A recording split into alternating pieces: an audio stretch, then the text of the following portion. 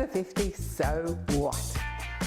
I'm Carol O'Halloran, the Positive Aging Warrior.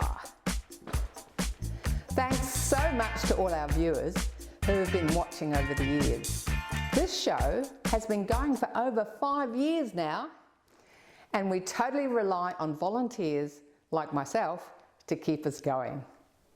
If you're watching today and you'd like to help out with camera work or editing, please drop us a note.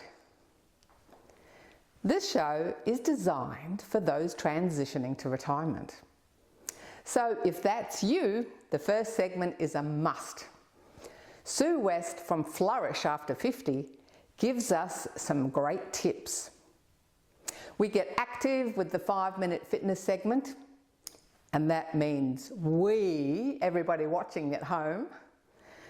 Lastly, we discover you can do yoga and many other land and water-based programs with the Silver Salties at life-saving clubs all around Australia.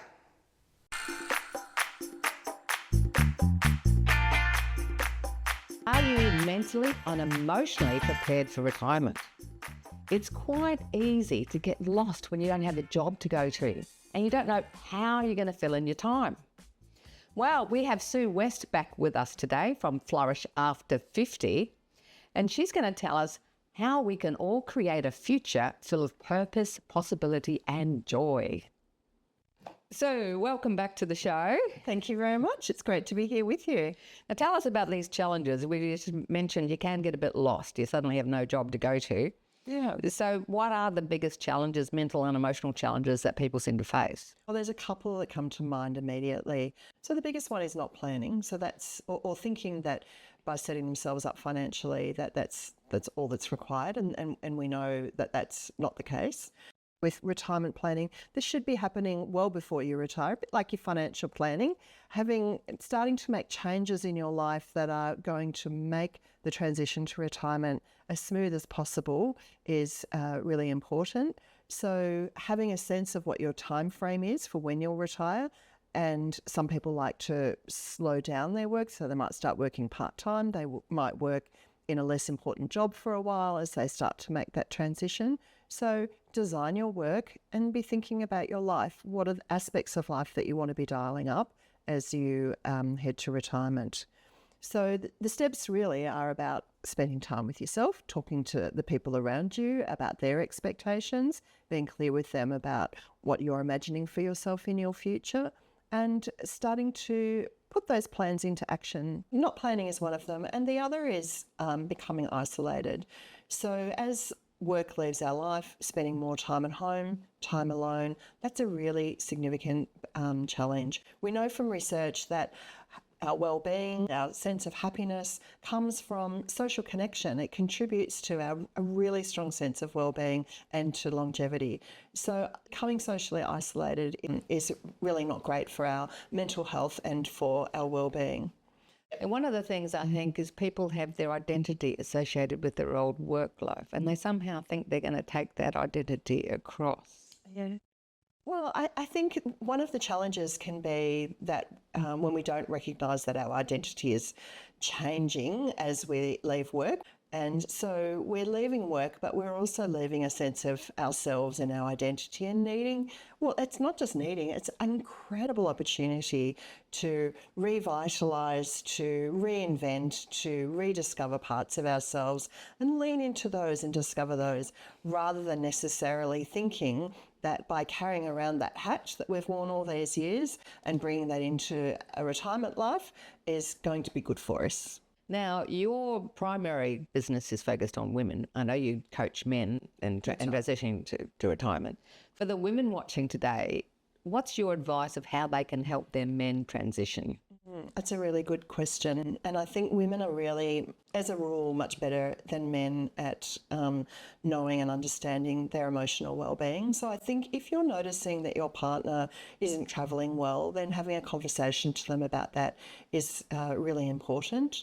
I think pointing them in the direction of the resources and supports that are available. There's some amazing books if they're a reader and that's how they like to learn. So there's amazing books about retirement and making big adjustments and changes to our lives. Reminding them that that this is hard and they will get through it, and the best way forward is to take action. So some people sort of panic. Go, oh no, we're going to be with each other 24/7. On earth, what am I going to do? She's going to be sick of me. We're going to be sick of each other. So how do you help people navigate that? So I think there's really two parts to this.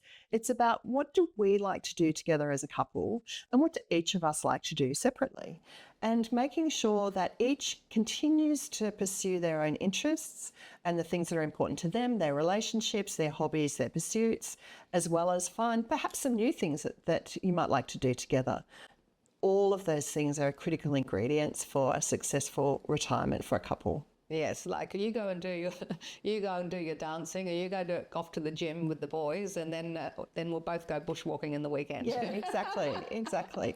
Probably a more common challenge can be that couples retire at different times. And so that can be where one partner is getting ready to have their amazing retirement and the other one is still potentially having an amazing career or not quite ready to retire for some reason. And so that again is another stage of a relationship that needs to be really carefully negotiated. Again, what do each of us want, but what's the thing that we're creating together that's going to bring us joy at this time when our lives look a little different to each other? Yeah, what do we both want together to do at this stage of our lives? Yes.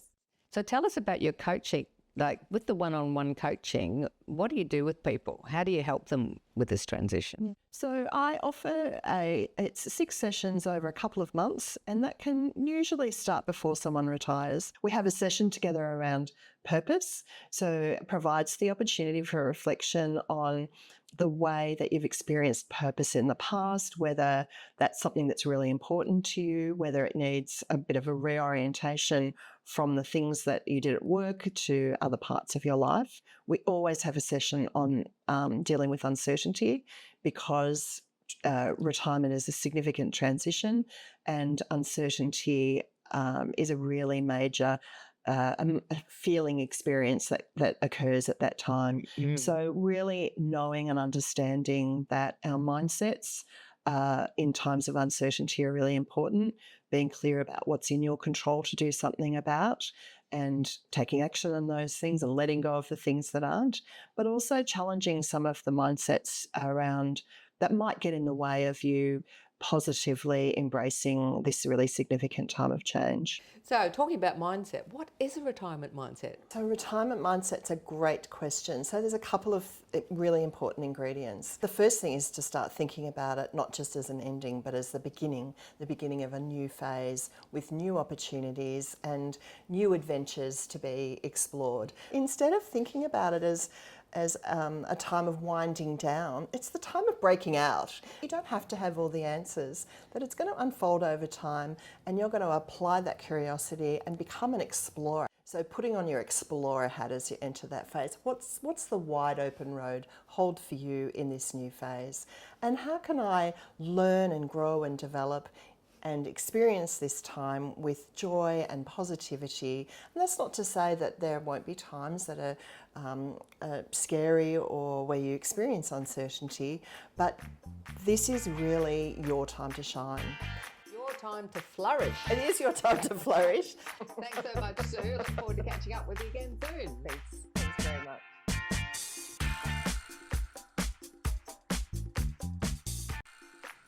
Thanks for watching our TV show. Be sure to hit subscribe and then you'll never miss an episode. Jump on Facebook, join our group, get in on the fun, fitness, wellness and inspiration. I'm Carol, over 50. So what?